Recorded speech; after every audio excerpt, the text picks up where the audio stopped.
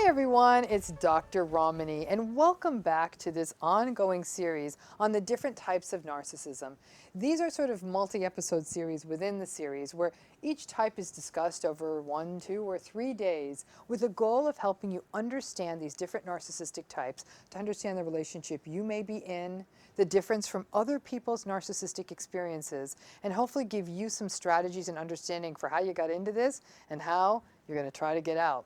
So today, we're going to take on sort of an interesting one, the benign narcissist. I don't know that they're ever that benign. But before we start, please, as always, consider subscribing to this channel. Hit that subscribe button and also hit the bell to get notifications. So let's talk about the benign narcissist.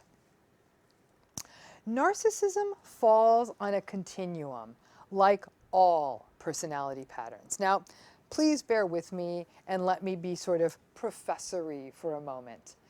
There's a popular theory of personality that we use when we're trying to understand just sort of normal personality called the Big Five model.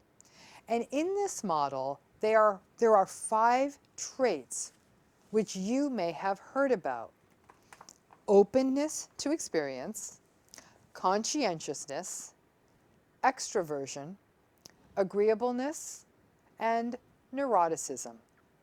Now, in this model, being at either extreme of any of these 5 traits is not healthy. And we also look at how they all mix up together. Now, for some of these, when you look at the extremes, it makes sense. If a person is very high on neuroticism, they may be plagued by issues like doubt, anxiety, depression, and other sorts of negative mood states. Now, if a person is very low on conscientiousness, they may, for example, be very undisciplined and lack any sense of striving towards a goal. But some may not be as clear. Now, let's take agreeableness. Agreeableness sounds nice. How could too much agreeableness be a bad thing? Well, here's the interesting thing. If a person is too high on the agreeableness spectrum, they may be too people-pleasy. They may be too go with the flow, and they may end up subjugating their own needs just to get along. And in fact, in my hypothesis, is something I hope to explore in our ongoing research, is whether people who are impacted by narcissistic abuse, at least a significant chunk of them, may be on the overly high side of agreeableness, tending to sort of subjugate their needs and make their needs secondary to those of the narcissist. Now, for all of these universal personality traits, and all of us have these traits to a greater or lesser degree, being in the middle is generally good. It means that you have a balance, you're without too much one way or another, you're generally in a good, balanced place and have the flexibility and dynamism that's required of human relationships and of problem solving and of life in general. And some things like having a decently high level of conscientiousness, not always bad, might mean you're a better student, but you don't want to be over the top. Now, narcissism is a little different. I actually believe there's a misconception out there of something that I don't agree with called healthy narcissism, and I don't buy it. Healthy narcissism to me is what we call an oxymoron. It's 2 words that don't go together, and it makes an assumption about narcissism that I think misses the point. Narcissism is, in general, a somewhat antagonistic trait. It is egocentric, egotistical, unempathic, and just basically selfish. Now, I'm not sure how any version of that can ever be healthy per se.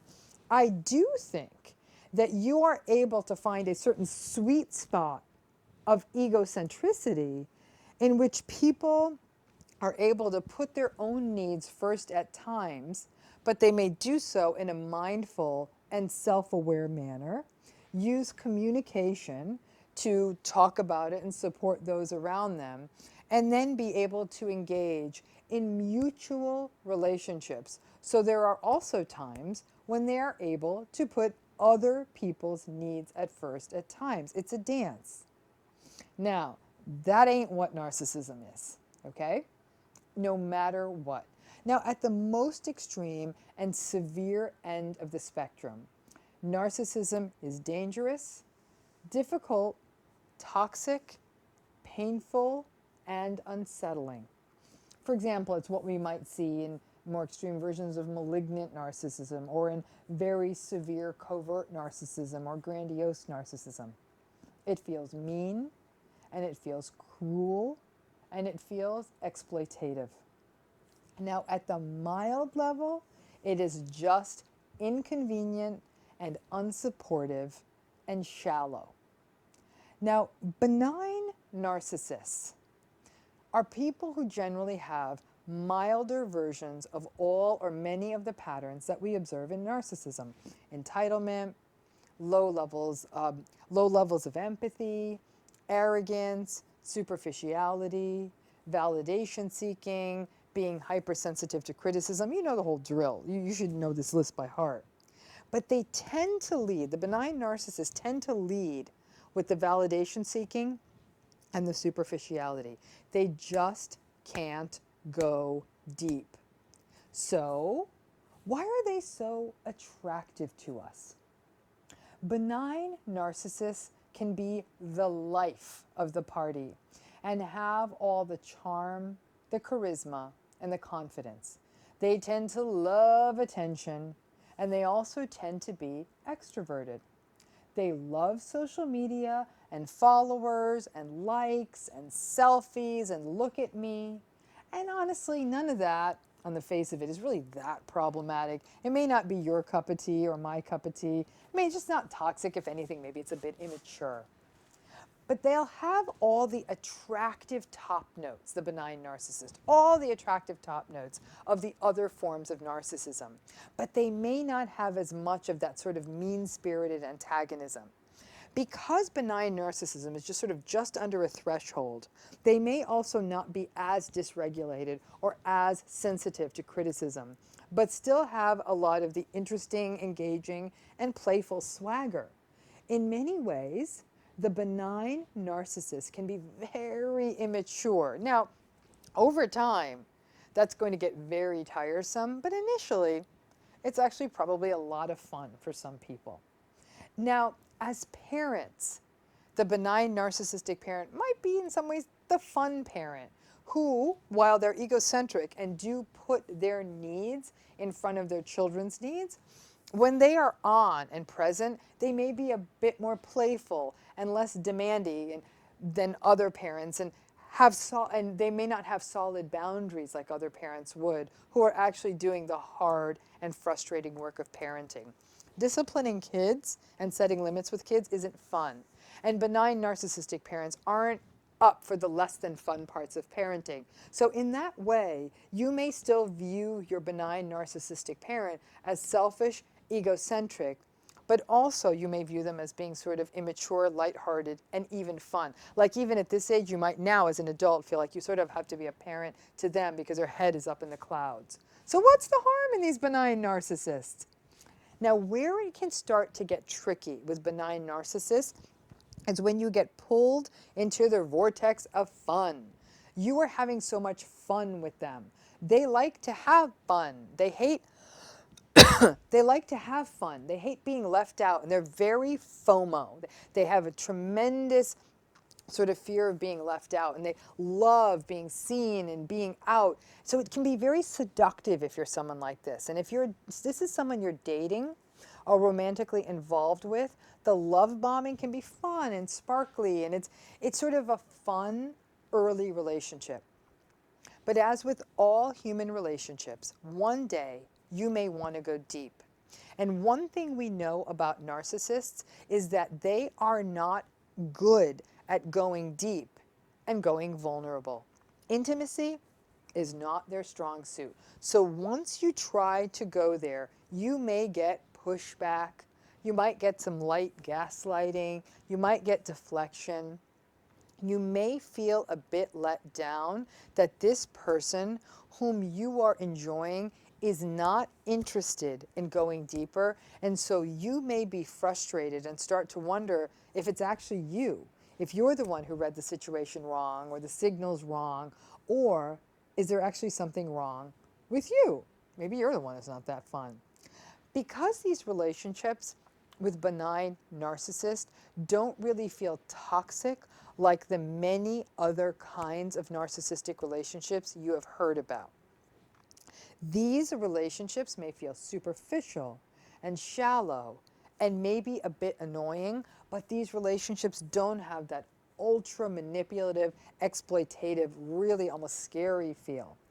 The entitlement that they show may feel like stupid, vapid kind of stuff, like your friend or your boyfriend, girlfriend, whomever, making a fuss about having to wait in the line or being sort of demandy someplace.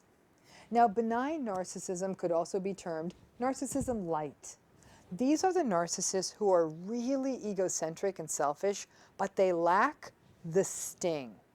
However, they also have that core insecurity, which is why more superficial things like social media likes and whether they drive the right car, have to be at the right party, and the right club, and the right restaurant, and seemingly immature details like gossip and who knows who, why those seem to matter so much to them. Benign narcissists may seem, honestly, sort of emotionally stunted, still concerned with issues that seem very much like high school dramas, even when they're 55 years old. Now, what about specific relationships with benign narcissists? Now, if you date one, enjoy the ride and look for the exits after a few weeks. It could be a fun travel relationship or sort of a decent fling. But please do not kid yourself that that sort of fun, superficial guy or gal who loves salsa dancing and that's just what they're about, or has a great body or knows how to mix a great margarita, but has little interest in talking about anything deep, is honestly going to be a satisfying long-term keeper. You may think you can convert them over to true intimacy and depth, but I'm telling you, it's a waste of your time. Some of you may think, oh, come on, they will grow out of it, and someday they'll be mature enough for it. But come on, everyone, you know it. You've seen these people. They're in their 40s, 50s, 60s, and beyond. The conversation with them is still as banal as when you were in high school. Their behavior is just as ridiculous, and the gossip is just as petty. These are the people you see who seem stuck in an eternal adolescence. And that's really the rub. It is an eternal childishness, which it can be charming for a few weeks or even for a few months. But it can get really tiresome if you have a mortgage to pay or kids to raise or if real problems come up in life, and they will. It's at that point the benign narcissist will often become quite contemptuous of having to listen to the real stuff of life you want to talk about, and that they might want to get out, and honestly, you might want to get out before you get too deep. So as we talk about benign narcissism here, you might be saying like, yeah, I've had some flings like this, and then I let them go on too long, and I realized like, I don't care how good a margarita this person stirs, this relationship feels very immature. So this obviously doesn't have the doom, the gloom, the heavy kind of manipulative top notes of other forms of narcissism. But the fact is, and we're going to talk about this in part 2, this pattern of benign narcissism can pervade into a whole variety of relationships. And a lot of people might say, yeah, I can deal with this. But sometimes you can't, and there's some real risks to benign narcissistic relationships. You just need to stay tuned to part 2 to find out where those risks, red flags, and problems lie. I hope you're enjoying this introduction to benign narcissism. Please hit that subscribe button, and please join this YouTube channel, and also hit that bell and you'll get notifications. Thanks again. Bye-bye.